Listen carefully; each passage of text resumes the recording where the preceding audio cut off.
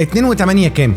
5 و5 7 و3 2 في 5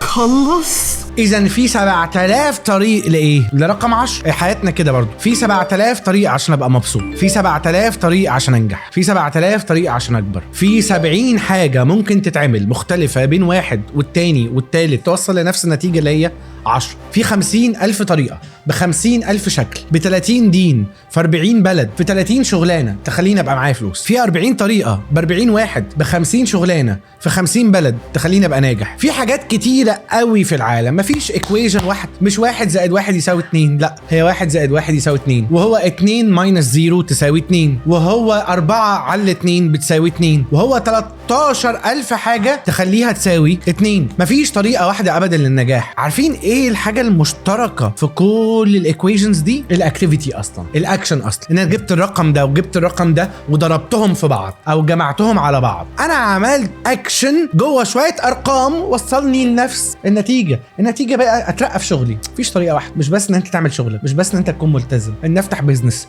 مش بس ان يكون عندك فكره جباره. ياما ناس كان عندها افكار ولقت ناس تانية سبقتها بالافكار دي وعدت وركبت فلنكات كمان. ياما ناس كان عندها افكار وما فتحتش شركات، وياما ناس ما عندهاش اي حاجه وفتحت شركات، ياما ناس معاها فلوس وفتحت شركات وخسرت، وياما ناس مش لاقيه تاكل وانا واحد منهم وبقى عندي بيزنس واثنين وثلاثه واربعه. مفيش طريقه واحده للنجاح. فكتبت كل الطرق تؤدي الى روما. صباح الفل، اروح روما بالطياره واروحها بالقطر واروحها بالموتوسيكل واروحها بالعجله. كل اللي انا محتاجه في حياتي اصلا ان ناخد الخطوه، ان احرك نفسي، ان اشتغل على نفسي. لو عجبك الكلام ده اعمل لي كومنتات هطلع لك تاني كل يوم.